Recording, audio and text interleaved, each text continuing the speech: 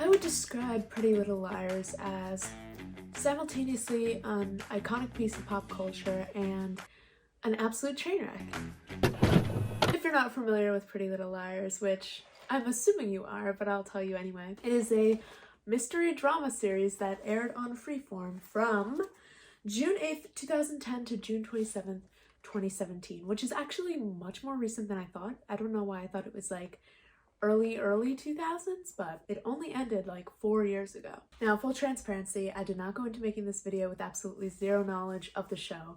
I've watched a lot of Serena Skyborn's analysis videos on it, so I know like the basic plot and a lot of the more like questionable moments that people talk about. Also, when the show came out, I was 11 years old, so I was a little young for it, but I had a 15-year-old older sister who was a freshman in high school, so she was right in that target audience, and I remember being able to sneak a few scenes like while she was watching, and so I have some memory of the show from that too. Specifically of scenes with Aria and Ezra, which we will get into. Now, even though I can't watch this cinematic masterpiece with you because of mostly copyright reasons, I'm going to be breaking down the entire...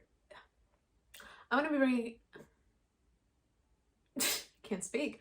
I'm going to be breaking down the entire pilot episode from the characters to the acting to the script to the plot, and we're just going to be diving into it scene by scene. I'm also going to have timestamps down below if you want to hear me talk about a specific part so you can jump ahead. I'm going to be pretty critical in this video, but I just want to make a disclaimer that I had a ton of fun watching the show. I just am making this for fun, so yeah.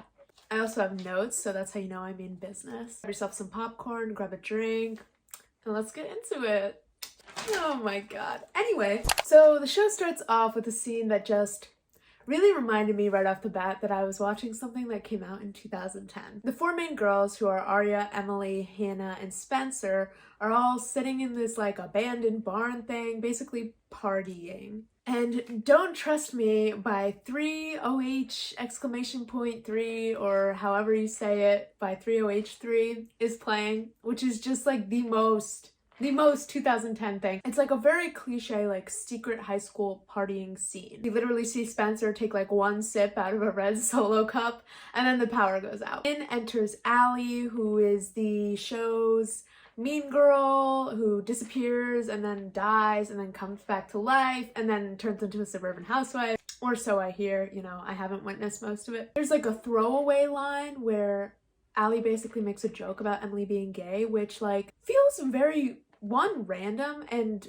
forced, and also too early for us to be finding this out. Like I feel like it would have been so much more interesting if that had been sort of like hinted at later when we actually see her interacting with girls, but we find out right away, and it's like the only piece of information we find out about the characters in this scene, so I don't know why it was there. Like, I think it would have been so much more interesting for us to either piece it together or for us to find out in like a flashback later or something, since that's how they reveal a lot of the other girls' like secrets. Just sort of sets the preface for how badly the writers treat Emily throughout this episode. Then Allie says, "Friends share secrets, that's what keeps us close."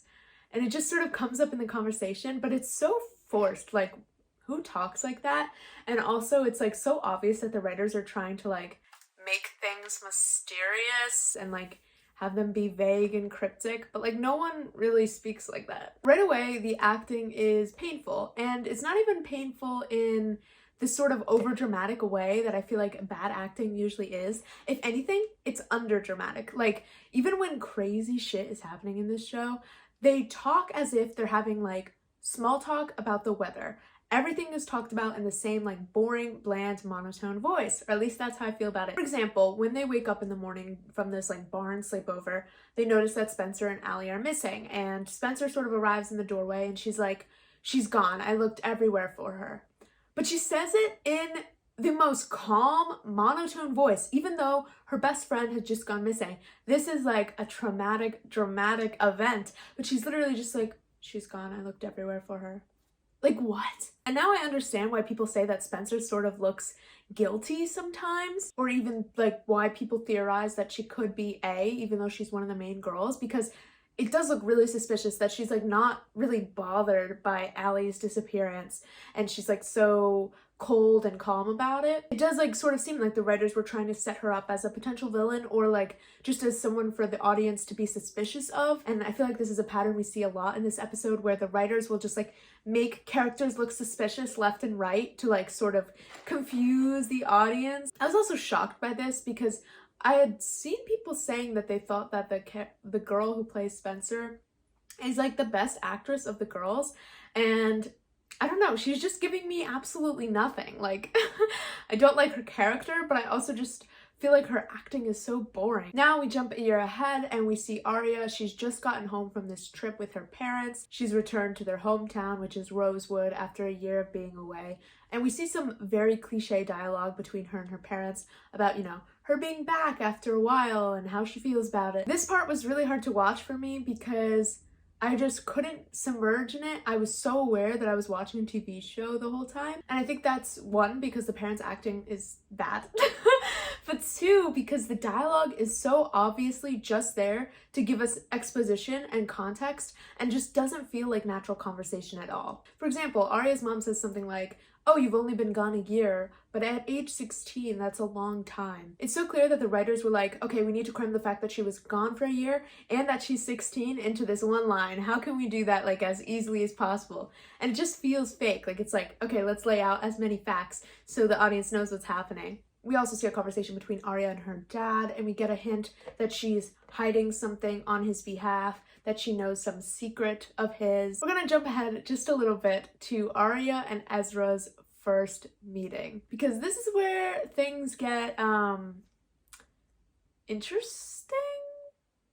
As soon as I saw their backs, literally not even their faces, their backs sitting on opposite ends of the bar, I was like, oh, I know what this is. And honestly, some memory that I had deep inside of me watching this scene over my sister's shoulder came flooding back. They have just like a very typical, like, cute, flirty meeting conversation, like what you would expect for two people who start talking at a bar. Now, something I did not realize before I watched this episode is that Aria was actually aware of the age gap situation when she met Ezra. For some reason, I had it in my mind that neither of them knew like each other's ages somehow, and like she also thought he was younger, he thought she was older.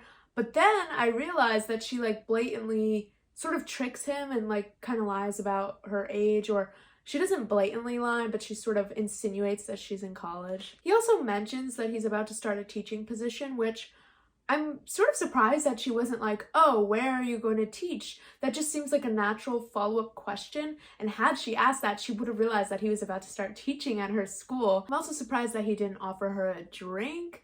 That seems like something you would do. He's like drinking at the bar. It just seems like the writers specifically avoided these sort of natural things that would happen in this situation, specifically so they could get away with having the two of them like become a thing without them finding out too much. Now, what's really frustrating about this is that obviously Aria and Ezra are very problematic. People have talked about that to death, so we don't need to go too far into why they're so bad.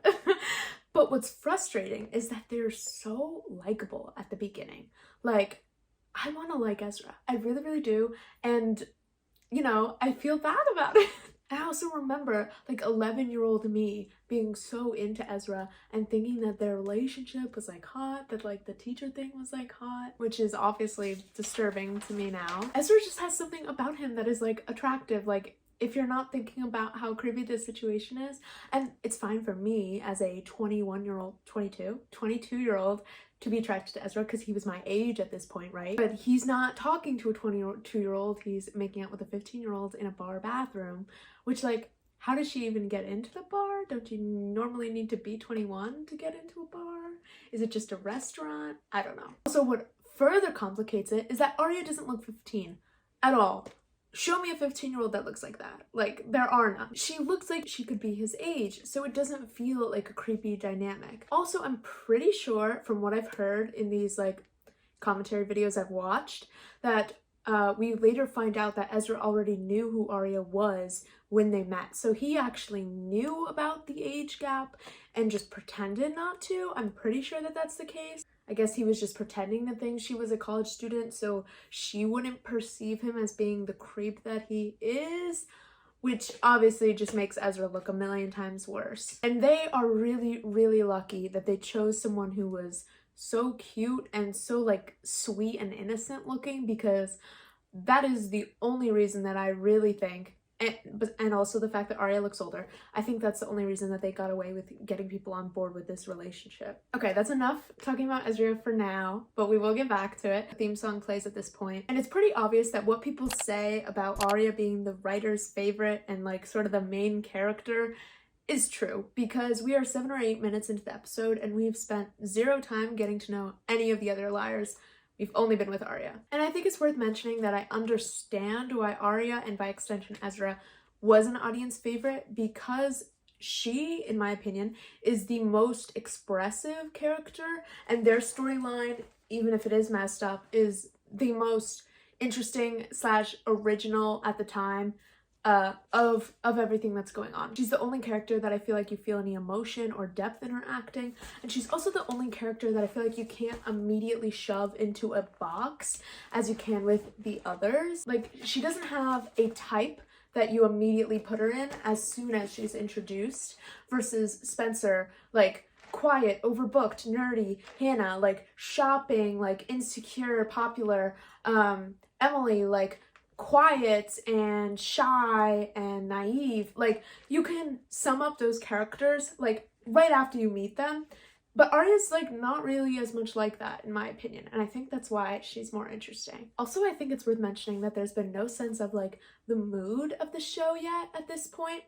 I haven't felt like creeped out or like it's been super mysterious up till now. Even like Allie's disappearance fell flat. Like, I didn't feel like it was scary or mysterious at all. Okay, now we get introduced to Hanna and Spencer's characters, and this is one of the most frustrating scenes of this episode, in my opinion, because it is just so forced and flat. Hanna's shopping, we get the most cliche, like, cool rich girl intro. She's like trying on a pair of sunglasses and she's asking the sales associate like, oh, how much are these? Like, it's so cliche. Her being the it girl, to me, is just so unlikable and so unbelievable. Like, it feels so forced, and they also drop it like halfway through the episode. Like, her personality just does a 180, so I don't really get the point of having this facade for like half an episode, but maybe it comes back, I don't know. We get some more classic forced exposition dialogue.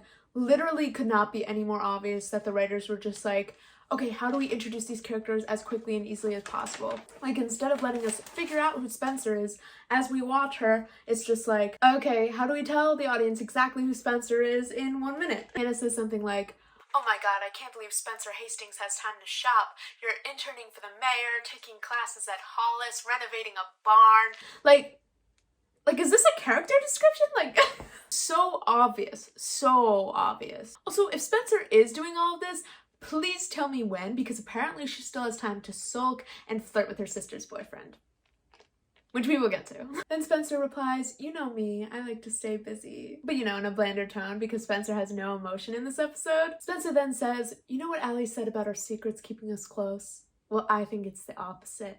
Which, again, just feels like the writers were like, let's throw in a mysterious line just to like remind everyone that this is gonna be a mystery. But like, they actually have no idea what this means. The audience has no idea what this means. Like, it's just a vague throwaway line for no reason, just to be like mysterious, I guess. I feel like what they're going for with Spencer's character is like, ooh, she's like cold and mysterious, but she's like intriguing and like stuff. But really, she just feels bland. I'm not intrigued. I'm not mysteriousized. Like, she just doesn't even feel like a human. She just feels so fake, which is why I understand why people clung to Aria, even if she was more problematic. Well, is she even more problematic? Because Spencer's pretty problematic too, but we'll get to that. They then talk about Spencer's sister Melissa. Hanna says something like, oh, you know, she doesn't have to win all the time. So we instantly know Melissa is like that classic perfect overachieving sister type, and we know what to expect when we meet her in the next scene. Then we get this like really comical shot of Hanna coming down the escalator. She's like, has her sunglasses down, there's like an edgy song playing, and she is literally posing, like literally posing coming down the escalator. And what this reminds me of is like when I was younger and we used to play like role play type games, if I was being the cool girl, this is how I would act. while having zero idea of what it was actually like to be cool. Like, that's how forced and fake and like just not believable it was. Hanna and her friend Mona end up stealing from the mall, which they do in a very stupid way. Like, they're both wearing the items they're stealing out of the mall. Like, wouldn't you just put them in your purse or something? They're like flaunting them, not trying to be discreet at all. And there is Aria's dad's cheating flashback, which I think takes the cake for the most ridiculous flashback in this entire episode. And I have so many questions. Basically, Aria and Alison are walking down the street trying to get away from Mona, who is like this nerdy, undesirable character at this point. And they run into Aria's dad's car, and Aria's dad and some girl who I guess is a student are just like making out in the back seat. And there's so much that's ridiculous about this. First of all, the car is literally half in a bush, like half submerged in a bush. If Aria's dad was trying to hide this, he did a terrible job. And also, why are they making out in the back of a car? That is such a move for like young kids who have nowhere else to go, and they're like trying to be rebellious, so they like roll up to an empty parking lot and sit in the back of a car. Like, that's not something that a whole adult would do. Like, couldn't he have gotten a hotel room or something? Or at least have gone to like a more isolated place? Seems like he's just sort of right in the middle of town. Like, for somebody who is doing two very taboo, very I don't want to get caught type things. One, he's cheating on his wife. Two, he's hooking up with an underage girl, which is illegal. He's not being very careful about it. Like, are you stupid? It made it just like impossible to take this scene seriously. And like, I know I should feel bad for Aria because she's very obviously upset by this, but like, it's just so ridiculous that I can't even feel any pity. I'm just like, okay, this is fake. And now we are at the first day of school. We see a conversation between Aria and Emily as they're walking into the school. Aria says, oh, we kind of lost touch, remember? And Emily's like, that's what we had to do. What's weird about this is I feel like teenage girls who went through something traumatic like this would not be like, oh, it would be healthiest for us to heal in solitude. No. They're not old enough to be thinking like that. They are teenagers. They would cling to each other harder than ever. They would be inseparable, tied at the hip. They wouldn't want to speak to anyone else. That, I feel like, would be a teenage girl's natural reaction, to cling to their friends. So for them to be like, oh, we had to give each other space, just seems weird to me. Also, that's what we had to do seems a little sketch. Again, to me, seems like the writers are trying to make the girls look kind of guilty. They walk into their English classroom. Hannah's still trying to play it girl. It's still kind of comical and not believable. She gives like a little wave to the girls. Emily literally needs to be like, oh, that's Hanna, she's the it girl now, to Aria. We need to be told that she's supposed to be cool and popular because she's not very good at being cool and popular. Now, Ezra comes in the room, right? Ezra says, holy crap, out loud when he sees Aria. Like loud. The entire classroom turns to look at Aria. Now, I literally lost my mind at this point because, like, it's not that hard to stop yourself from having a vocal reaction. He should have just looked at her and been, like, kind of shocked and then hit it. Like, that's what I feel like would normally happen, right? He literally could not have been any more obvious. Everyone turns to look at Aria. But what's weird about this is that even though everyone, like, clearly knew something weird was going on, nobody asks Aria about this later in the episode. Like, we don't see any repercussions from this. Ezra looks like a bit of a queasy fish for a minute. And then Aria gets the first message from A, which says, maybe he fools around with students all the time. A lot of teachers do.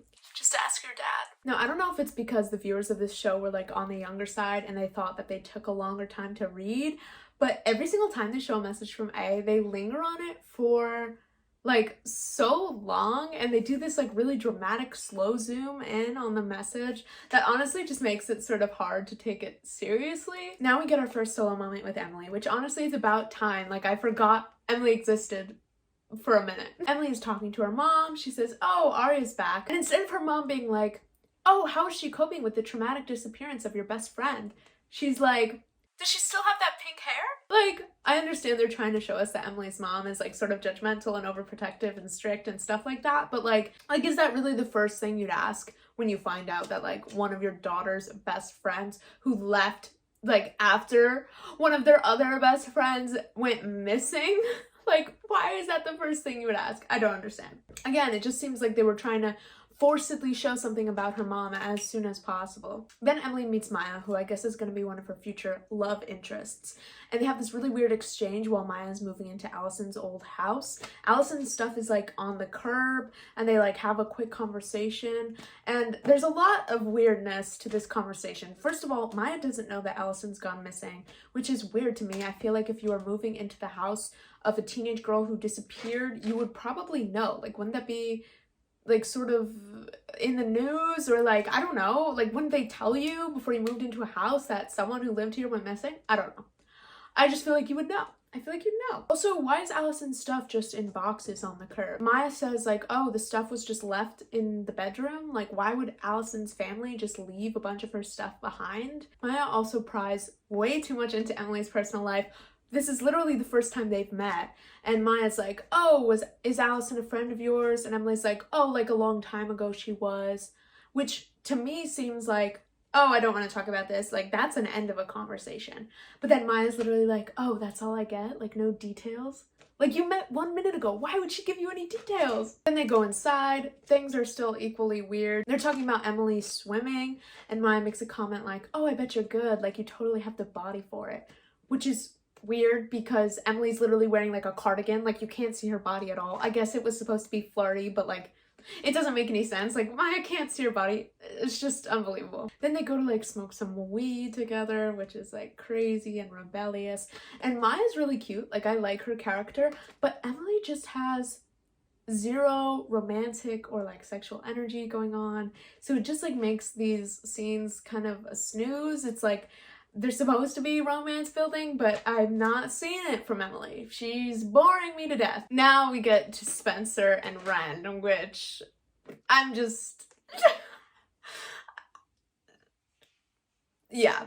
This is arguably the part I'm most excited to talk about because it's just absolutely nuts. Okay, so we meet Spencer's sister, Melissa, who is just unbelievably rude. And honestly, for somebody who was sort of pitched as, you know, Little Miss Perfect, like everyone loves her, I expected her to at least be better at like being fake polite. Like, she doesn't even pretend to apologize when Spencer expresses that she had wanted to live in the barn loft that Melissa and her boyfriend are now going to live in. Spencer was the one that renovated it. Makes sense that Spencer would live there. But Melissa's just like, oh, well, you'll just have to wait. In like this like cold tone. She's not even like, oh, I'm sorry. Like, where's the charm? Where's the sass? I don't see it. Then Melissa says like, oh, I was hoping you'd be happy for me, which is just like so manipulative and not relevant to the whole barn thing. She's very instantly hateable, which I appreciate that she's not boring, even though it is a little bit overdone. At least I have some feeling towards her. Like, I just don't like her, as opposed to just being neutral like I am with a lot of these characters. Next comes the most cliche and painful scene of this episode, which is the Wren and Spencer garden scene. It is the perfect atmosphere to set up yet another forbidden love story that is only slightly less inappropriate but infinitely more boring than Aria and Ezra. This scene literally feels like a fan fiction. There is no subtlety. They do everything that they can to force a romantic mood on these characters. The cigarette, the flowers, her reading a book and literally having like a flirty tone right away. The soft classical music, she's sitting with her legs up, like all flirty. He's sitting with his hands in his pockets, like being all nervous. There's like slow zoom-ins as they're looking at each other with like smirks on their faces. Literally everything you could throw in there. Just to give you an idea of how dramatic this scene is, okay? Here's a little rundown for you. Spencer's like, you're not like Melissa's usual boyfriends. He like shrugs, he like smiles, he has his hands in his pockets, he's like, oh really? Like, how am I unusual? Which, like, what? And she's like, she walks past him, she pauses just as she's about to walk past him, and she's like, I actually like you. That's what's unusual. And then she like sashays out of the garden and he's all smiley and like, it's just so cliche. And it also makes me not like Spencer because it's just messed up for her to be so blatantly flirting with her sister's boyfriend. And it's not even like they've known each other for years and they've tried to fight their feelings, but they just can't do it. And, you know, they have to go against their better judgment. Like, no, they literally just met and they're already flirting so blatantly. She's not even like trying to stop herself, and neither is he. So it just makes both of them so unlikable in my mind because the morals are just not there. I am glad that they didn't have them kiss or anything in this scene because it felt like they could have been building to that, and it would have just been like way too soon. Like, I would have been like, peace, like, this is messed up, like, bye. And we don't even get to breathe after this scene because we jump back to our other most toxic couple, Aria and Ezra. Aria walks into Ezra's classroom. She's basically trying to argue that they can still be together, and Ezra makes the worst attempt ever at trying to be a responsible adult. Now, what Ezra should have done in this scenario, immediately have been like, this can't happen. I made a mistake. This is inappropriate. If Ezra was a moral person, that's what he would do. But Ezra's not a moral person. So instead he says, I think you're amazing, Aria. From the second I met you, I was like, wow, who is this girl? And then he's like, but we can't do this. Why would he lead with that? She's literally staring at him with like the most puppy dog, like in love eyes as he's being all, you're amazing, Aria. Like, she's obviously going to get attached to you. And I'm sure maybe that was sort of his intention, but it's just like, it's messed up because you're telling that to a young girl. She's gonna be like, oh wow, I'm special. Like, I should fight for this. Like, the damage has already been done. He can say, but we can't do this all he wants. But like, she's already in love with him. Like, she's doomed. Now we're back to Emily and Maya. And I just want to note that we're only like halfway through the pilot and 3 out of the 4 girls have already been giving love interests. Hannah is the only girl that has not yet had a romantic scene, which I've heard people complain before that Pretty Little Liars just goes way too ham with the romances, and I'm already seeing that, and it's only the first episode. Maya keeps calling Emily a jock, which is just weird because Emily plays one sport and it's not even like a typically jockey sport. We also see another case of painfully bad acting, this time from Maya. Emily tells Maya about Alison's disappearance, and Maya doesn't even take any time to process this. She literally just immediately is like, that must have been awful for you. Literally in that tone, like in the most bland tone ever, no facial reaction, like nothing. Like, she's giving us nothing. She doesn't even take time to think about it. Like, it's so obvious that she was just reciting lines. Again, don't feel like we're seeing any emotion from the large majority of the characters. They do have a cute kiss, which I appreciate. I mean, it's like the most real moment we've seen from Emily, the first time she's felt like human and not just flat. However, we should keep in mind that they are both still cheating on their boyfriends, even if it is sort of like accidentally. So, still not a healthy relationship going on. Emily gets her note from A, and what I realized at this point in the episode was that A is blatantly trying to pretend to be Alison. When I was hearing about A in the series, I had always thought, oh, the girls assumed it was Alison because of the initial A. I didn't realize that A was blatantly trying to be Alison. The note literally says, hey Em, I've been replaced. You found another friend to kiss, which is clearly referring to her having kissed Alison in the past. I guess we're just in couples mode because then we go back to Wren and Spencer, and the corniness, the clichéness just continues at full force. And don't get me wrong, I love a good cliche. I love some corn, you know, more than most people do, but this is just a little extreme for me, okay? So they're both in their bathing suits in the kitchen. Spencer's family has a pool, I guess. And they're like staring at each other in their bathing suits out of the corners of their eye. They're like smirking at each other. Wren asks for a towel. Spencer literally takes the towel off of her own body and throws it to him. Like, come on. Again, it doesn't even seem like they're trying to suppress it or they feel guilty or anything. There's just no sense of that. Her shoulder hurts, like, of course it does. And he offers to help her with it. I guess he's a doctor or something. And she makes this remark where she's like, I bet you say that to all the girls. Like, excuse me? I would never. This is her sister's boyfriend. Can someone make it make sense? Because I don't get it. He massages her shoulder. She's like, ooh, that's awesome, which is like weirdly sexual. Then Melissa comes into the room. Spencer like sneaks her way out the door. And Melissa asks Wren like, oh, who are you talking to? And Wren goes, no one. Which is just infinitely more suspicious than if he had just been like, oh, your sister. Like, that wouldn't have been that weird. I don't think Melissa would have been sketched out by that. Like, of course he's gonna speak to her family while he's living with them. But to be like no one when he was clearly just having a conversation makes him look sketch. Next, we get a conversation between Aria's parents, and for somebody who's trying to cover up cheating, Aria's dad is being as sketchy as physically possible. He says something to her like, oh, I don't want to lose the connection we formed on the trip, like, it's easy for stuff to get in the way. And she's like, I thought we were good, like, what would get in the way? And he's just like, oh, yeah, we're good, Ellen. And he, like, pats her, like, condescendingly, and he's like, we're good. Like, if you're trying to be, like, not suspicious, why would you be like, oh, I hope things don't go wrong? Like, what? And we see Spencer. She's up in her room. She's studying. She goes over to her window and creepily watches Wren and Melissa kiss. And then she gets a message from A on her computer. I think it's an email. It's literally, like, from A to Spencer.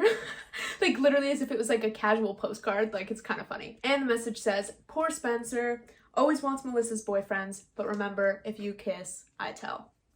So, I also just want to say how absolutely insane it is for 4 families, like 4 teenage girls, to have this much drama going on all at once. Like, even one of these scandals could last a friend group, like, could entertain a friend group for, like, a year, 2 years. Like, there's literally probably like 8 scandals happening at once. Then we have another wonderful flashback. Basically, Alison confronts Spencer for having kissed another one of Melissa's past boyfriends, so I guess this is a pattern of Spencer's.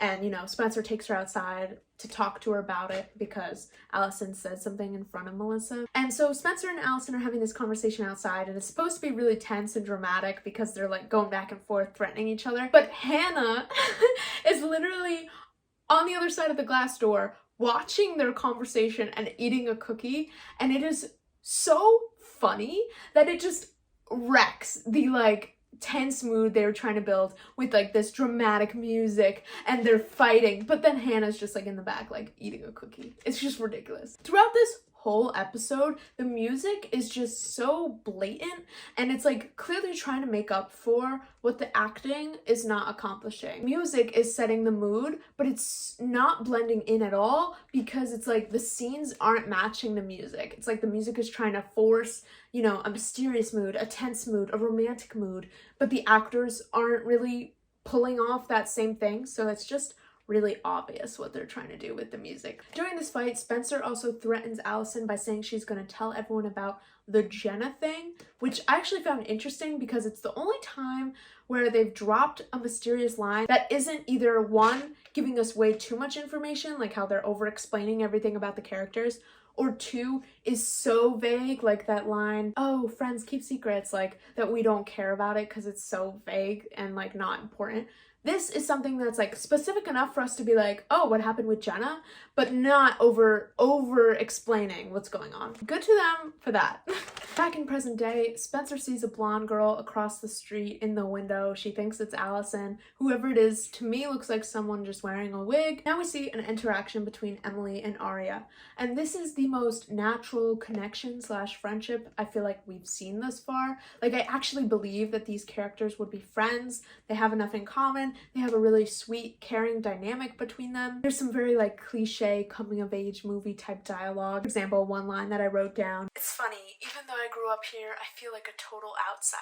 Which I feel like I've heard that exact line 3 million times in every small town movie. Regardless though, I could actually see these 2 girls being friends, so that's cool. They compare notes about A, and they basically say, we can't tell anyone about this because A knows our secrets. Next, we finally get some sort of life, some sort of redemption for Hannah's it girl persona. We see her at dinner with her mom in their house, and I actually really like what Hanna says in this conversation. They're talking about how Hannah's dad had left them. Her mom is like, oh, I don't like having to tell the story about your dad leaving to people, and Hannah's basically like, oh, then just like change the story. Like, if you say it was mutual, eventually you'll start to believe it. This is the first time that Hanna has felt like a human, and it's also the most likable, least forced parent-child reaction I feel like we've seen so far. Hanna also says something about like, oh, I feel like we both were dumped.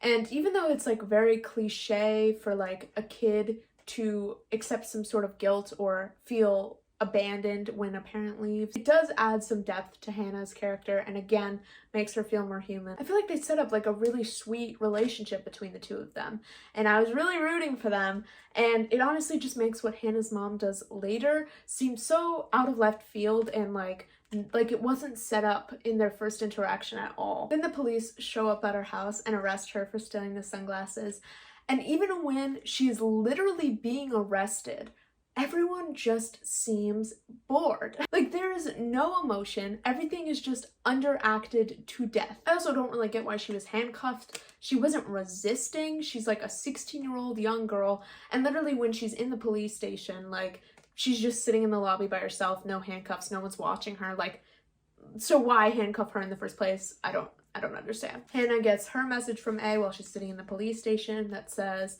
"Be careful, Hanna, I hear prison food makes you fat." Hanna's mom is talking to some other guy in a room. I assume he's like a police chief or something.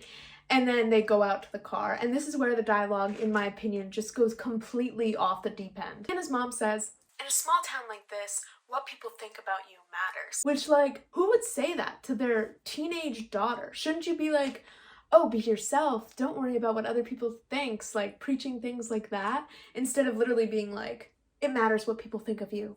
Like, teenagers are insecure enough as it is. Like, I couldn't believe that. She also says when they're talking about the stealing, like, "This is about your father, isn't it? You're trying to get his attention." First of all, how would he find out about her stealing? It doesn't seem like she was trying to get caught. It seemed like she was genuinely trying to get away with it. If she wanted him to find out, wouldn't she try to get caught? And also, how would he hear about it? Like, does he work at the police station or something? Like, if that's the case, I must have missed it. They're not being clear enough about that. But, like, I just don't get how he would find out. Also, her mom literally jumped to this conclusion in, like, 2 seconds. Like, as soon as Hanna was like, "Oh, it's not about the stuff, like, it's not about the items," Hanna's mom was like, "Oh, it must be for your father's attention." Like, what? It just seems like a very quick jump. And also, if she was doing it for her father's attention, it would probably be subconscious. She probably wouldn't even realize that that's why she was doing it. And then the icing on the cake of this messy scene. Hanna goes, "I made a mistake." And her mom says, "In Rosewood, you don't have room to make mistakes." Not only is this so overdramatic, like, it's just a town, and also, as far as I know, Hanna's mom doesn't know about any of the sketchy shit happening, so, like, what? But also, what type of parenting is this? Like, I realize by now we know that Hanna's mom is not a great parent, but, like, who would tell their kids you can't make any mistakes ever? Like, it'd be one thing if she was like, "Oh, this isn't just a mistake," or something like that. But, like, to literally say to your 16-year-old daughter, "You can't make mistakes." What? The scene ends with her mom basically saying, "Deny that you did anything, I'm gonna take care of it." Let's just recap what we have seen so far, shall we? We've had 3 cheating scandals, a missing person, drinking weed, 2 wildly inappropriate relationships, 2 teachers hooking up with underage students, 4 A-texts, 4 dysfunctional family dynamics, divorced parents, and an arrest. So, I mean, you can't say that there's a lack of plot here. Now comes the reveal of Alison's death. And I think I'm gonna get some popcorn for this. BRB. Now we're ready. Bro, I've talked for so long. Emily sees an ambulance with flashing lights. She runs up to Maya's house, and Maya basically tells her that Alison's body was found. And all the girls conveniently arrive around the same time, and they all find out that Alison is dead. Then we cut to Hanna watching a TV program about it, basically a report on what happened, and we find out that Alison was murdered. We don't actually see the body, we just see like a body bag. They say it was a murder, but we get no information. We don't know if there were wounds or what the status of the body was. Very weird thing happens. Hanna's mom and some guy, who I assume is from the police station, come into Hanna's house while she's watching TV. There's this very forced, like, not passionate exchange where he, like, slams her mom up against the stairs and they're, like, making out and Hanna's just watching. And it's weird because I guess Hanna's mom is doing this to make some sort of point, and so she wants to do it in front of her daughter, but, like, wouldn't the guy feel weird about that? Like, it seems like they both realize that she's right there. Wouldn't he be uncomfortable with, like, her daughter watching them? I don't know. And Hanna's reaction is equally weird because she's just, like, watching. She's, like, pulling her blanket over herself, and she's, like, breathing heavily as if she's, like, watching a horror movie or something. It's like a very bizarre reaction. And she also doesn't look away. Like, she's just staring at them the whole time. I feel like I would instantly like avert my eyes and be like awkward, but she's just like watching. The guy then leads her mom upstairs, which to me seems kind of weird to do when you're not even in your own house. And as they're going up the stairs, Hannah's mom looks over her shoulder to look at Hanna with like this blank expression. And this all kind of sucks because I really thought that this parental kid relationship was going to be the saving grace of the series, and that is just like clearly not the case anymore. Now we go to Alison's funeral. Things just keep getting crazier. We get another interaction between Aria and Ezra, which, yay. Aria's being kind of passive aggressive with him. Clearly she's hurt about the fact that he like rejected her. And then, and this is absolutely nuts, he says, you know, I don't know which I feel worse about, having to stay away from you or being such a jerk about it. Which, like, he literally wasn't a jerk about it. Like, that's the problem. Like, if anything, he was way too nice, being all, oh, you're so amazing and special and like great. I don't think he was harsh in that first conversation at all. If anything, he should have been way harsher and been like, we're not doing this. Then he says he's sorry with zero emotion. Literally, he's just like, I'm sorry. I don't know if the bad acting is like supposed to be adding to like the angsty like coolness of the show, like everyone's just really like bored and chill all the time, but like it does not make sense with the subject matter that they're trying to put in here. So Aria kisses his cheek and is like, I don't want to do anything that's gonna get you in trouble. She's basically ready to cut it off, right? She's walking away, and then he grabs her and kisses her. So I'm so glad to see that his self-control lasted a grand total of 2 seconds. Also, Aria had literally told him that Alison was one of her best friends. So it seems very manipulative and like taking advantage of her weakness to literally kiss her at her best friend's funeral, also when you're substantially older than her. Like, that's just messed up, bro. Some stuff happens at the funeral. Aria realizes that all 4 of them are getting texts from A. This girl Jenna arrives. We still don't know who she is, but we've heard about her quite a bit. We're introduced to Alison's parents, who honestly have like mature vampire vibes. Hanna also hands Emily a flask, which, I don't know, correct me if I'm wrong, but I feel like girls, like young girls at this age, like high school girls, are not seeing alcohol as like an escape or like a way to cope with trauma. Like, I feel like in high school you're still sort of just seeing it as like a source for a party. I don't know, trying to like drink through your traumatic experiences just seems like something that is more common when people are like 50 or like older and they've started using alcohol as like a coping mechanism. So this just seemed very weird to me. I understand they're going through a lot, but like I just have a hard time believing that some 16-year-old girls would be like drinking at their friend's funeral. They go outside, they're approached by a detective who's basically like, I need to reinterrogate you girls now that I know that this was a murder. Aria says, like, do you think he knows about, and then one of the other girls is like, oh, how could he? I assume they're talking about the text from A, but I do think it's purposefully kept ambiguous. Again, because I think the writers are trying to build suspicion around the girls, which is interesting, but also I'm wary of it because they better like explain it later. Otherwise, what? Then they all get the same message from A. This is the first time this has happened. And there's something sort of comical about them all reading it simultaneously out loud while they're standing in like a semicircle. Also, such a vague and unintimidating message to end the episode on, okay? It just says, I'm still here, bitches. And I know everything. A. Like, that's not that intimidating. I'm sorry. Also, I can never take the word bitches. Can I say that here? I think so. I can never take that word seriously. It just seems like they threw it in for edginess. They were like, oh, let's impress our like middle school, high school audience. Oh, this show's cool. They have curse words in it. And there you have it. That is the entire pilot episode of Pretty Little Liars broken down for your viewing pleasure. I hope you had as much fun watching this as I had making this. Also, a little shameless self-plug. I post at least 1 video a week, so you should totally subscribe so you can see more content of me. I love you guys, and I hope you have a beautiful day. Bye.